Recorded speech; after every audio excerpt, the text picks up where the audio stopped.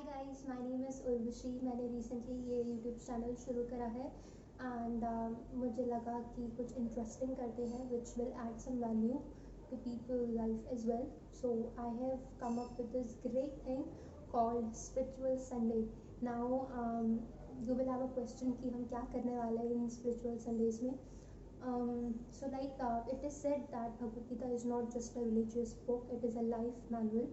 And I have seen many times and even I have experienced it कि let's say अगर किसी से पूछा जाता है ना कि क्या आप गीता पढ़ते हैं या आपने कभी पढ़ी है, so generally 90 out of 100 people will tell you that they don't get time to read Gita, which is a very valid point. क्योंकि सच में मतलब कई बार हमारी प्रायोरिटीज़ अलग होती है, हर कोई अपनी स्पिरिचुअल लाइफ पे उतनी अटेंशन नहीं दे पाता. एंड लाइक मेरे साथ भी होता था पहले, so it is something which is very common. Now, with this spiritual Sunday, what we are gonna do, I'll be reciting few shlokas from Bhagavad Gita with the translation, so that even if the whole week आप time नहीं निकाल पाए, with this spiritual Sunday, you can take out 5 to 7 minutes and we will do it together. अगर आपने अभी तक मेरे channel को सब्सक्राइब नहीं करा है, यही पे ऑप्शन है subscribe to my channel. And let's begin with the first shloka of Bhagavad Gita. So हम चैप्टर 1 से स्टार्ट कर रहे हैं. If you want to go through with the introduction, I can मैं डिस्क्रिप्शन में लिंक ऐड कर दूँगी so that you can go through it. And we are starting with the first chapter. Shloka 1.1. धर्मक्षेत्रे कुरुक्षेत्रे समवेतायुयुत्सवा मामकाः पांडवाश्चैव किम कुर्वत संजय. धृतराष्ट्र ने कहा, हे संजय, धर्म भूमि कुरुक्षेत्र में युद्ध की इच्छा से एकत्र हुए मेरे तथा पांडु के पुत्रों ने क्या किया. तात्पर्य: भगवद गीता एक बहुपठित आस्तिक विज्ञान है जो गीता महात्म्य में सार रूप में दिया हुआ है. इसमें यह उल्लेख है कि मनुष्य को चाहिए कि वह श्री कृष्ण के भक्त की सहायता से संवीक्षण करते हुए भगवद गीता का अध्ययन करे और स्वार्थ प्रेरित व्याख्याओं के बिना उसे समझने का प्रयास करे. अर्जुन ने जिस प्रकार से साक्षात भगवान कृष्ण से गीता सुनी और उसका उपदेश ग्रहण किया, इस प्रकार की स्पष्ट अनुभूति का उदाहरण भगवद गीता में ही है.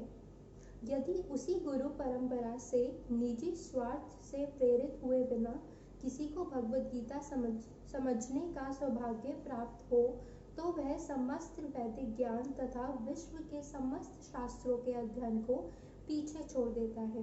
पाठक को भगवद गीता में न केवल अन्य शास्त्रों की सारी बातें मिलेंगी, अपितु ऐसी बातें भी मिलेंगी जो अन्यत्र कहीं उपलब्ध नहीं है. यही गीता का विशिष्ट मानदंड है. स्वयं भगवान श्री कृष्ण द्वारा साक्षात उच्चरित होने के कारण यह पूर्ण आस्तिक विज्ञान है. महाभारत में वर्णित धृतराष्ट्र तथा संजय की वार्ताएं इस महान दर्शन के मूल सिद्धांत का कार्य करती है.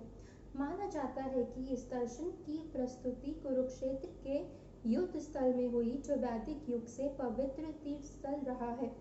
इसका प्रवचन भगवान द्वारा मानव जाति के पथ प्रदर्शन हेतु तब किया गया जब वे इस लोक में स्वयं उपस्थित थे. धर्मक्षेत्र शब्द सार्थक है क्योंकि कुरुक्षेत्र के युद्ध स्थल में अर्जुन के पक्ष में श्री भगवान स्वयं उपस्थित थे. कौरवों का पिता धृतराष्ट्र अपने पुत्रों की विजय की संभावना के विश्व में अत्यधिक संदिग्ध था. अतः इसी संदेह के कारण उसने अपने सचिव से पूछा. उन्होंने क्या किया? वह आश्वस्त था कि उसके पुत्र तथा उसके छोटे भाई पांडु के पुत्र कुरुक्षेत्र की युद्ध भूमि में निर्णयात्मक संग्राम के लिए एकत्र हुए हैं. फिर भी उसकी जिज्ञासा सार्थक है. वह नहीं चाहता कि भाइयों में कोई समझौता हो, अतः वह युद्ध भूमि में अपने पुत्रों की नियति भाग्य भावी के विषय में आश्वस्त होना चाह रहा था. चूंकि इस युद्ध को कुरुक्षेत्र में लड़ा जाना था, जिसका उल्लेख वेदों में स्वर्ग के निवासियों के लिए भी तीर्थ स्थल के रूप में हुआ है, अतः धृतराष्ट्र अत्यंत भयभीत था कि इस पवित्र स्थल का युद्ध के परिणाम पर न जाने कैसा प्रभाव पड़े। उसे भली भांति ज्ञात था कि इसका प्रभाव अर्जुन तथा पांडु के अन्य पुत्रों पर अत्यंत अनुकूल पड़ेगा, क्योंकि स्वभाव से वे सभी पुण्यात्मा थे। संजय श्री व्यास का शिष्य था, अतः उनकी कृपा से संजय धृतराष्ट्र के कक्ष में बैठे बैठे कुरुक्षेत्र के युद्ध स्थल का दर्शन कर सकता था। इसीलिए धृतराष्ट्र ने उसे युद्ध स्थल की स्थिति के विषय में पूछा। पांडव तथा धृतराष्ट्र के पुत्र दोनों ही एक वंश से संबंधित हैं, किंतु यहाँ पर धृतराष्ट्र के वाक्य से उसके मनोभाव प्रकट होते हैं। उसने जानबूझकर अपने पुत्रों को कुरु कहा और पांडु के पुत्रों को वंश के उत्तराधिकारी से विलंब कर दिया। इस तरह पांडु के पुत्रों अर्थात अपने भतीजों के साथ धृतराष्ट्र की विशिष्ट मनः स्थिति समझी जा सकती है। जिस प्रकार धान के खेत से अवांछित पौधों को उखाड़ दिया जाता है, उसी प्रकार इस कथा में आरंभ में से ही ऐसी आशा की जाती है कि जहाँ धर्म के पिता श्री कृष्ण उपस्थित हो, वहाँ कुरुक्षेत्र रूपी खेत में दुर्योधन आदि धृतराष्ट्र के पुत्र रूपी अवांछित पौधों को समूल नष्ट करके युधिष्ठिर आदि नितांत धार्मिक पुरुषों की स्थापना की जाएगी। यहाँ धर्म क्षेत्रे तथा कुरुक्षेत्र शब्दों की उनकी ऐतिहासिक तथा वैदिक महत्ता के अतिरिक्त यही सार्थकता है। श्लोक 1.2 संजय उवाच दृष्टा तु पांडवानिकां व्यूढं दुर्योधनस्तदा आचार्यामुपसंगम्य राजा वचनमब्रवीत्। संजय ने कहा, हे राजन, पांडुपुत्रों द्वारा सेना की व्यूह रचना देखकर राजा दुर्योधन अपने गुरु के पास गया और उसने ये शब्द कहे। तात्पर्य: धृतराष्ट्र जन्म से अंधा था।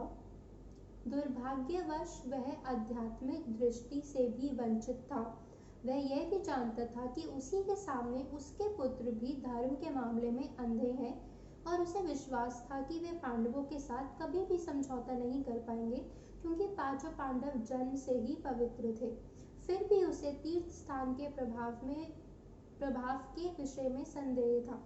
इसलिए संजय युद्ध भूमि की स्थिति के विषय में उसके प्रश्न के मंतव्य को समझ गया। अतः वह निराश राजा को प्रोत्साहित करना चाह रहा था। उसने उसे विश्वास दिलाया कि उसके पुत्र पवित्र स्थान के प्रभाव में आकर किसी प्रकार का समझौता करने नहीं जा रहे हैं। उसने राजा को बताया कि उसका पुत्र दुर्योधन पांडवों की सेना को देखकर तुरंत अपने सेनापति द्रोणाचार्य को वास्तविक स्थिति से अवगत कराने गया। यद्यपि दुर्योधन को राजा कहकर संबोधित किया गया है, तो भी स्थिति की गंभीरता के कारण उसे सेनापति के पास जाना पड़ा। अतएव दुर्योधन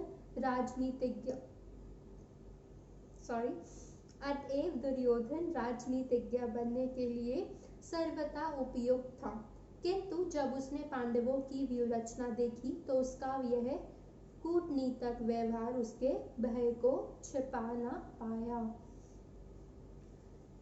आज की स्पिरिचुअल संडे में हम ये दो श्लोका हमने रिसाइट करे, श्लोका 1.1 एंड श्लोका 1.2। अगर आपको कभी कोई भी क्वेश्चन होता है in any of the video spiritual Sunday, आप क्वेश्चन को पोस्ट कर सकते हैं कमेंट में and I will get back to you on that.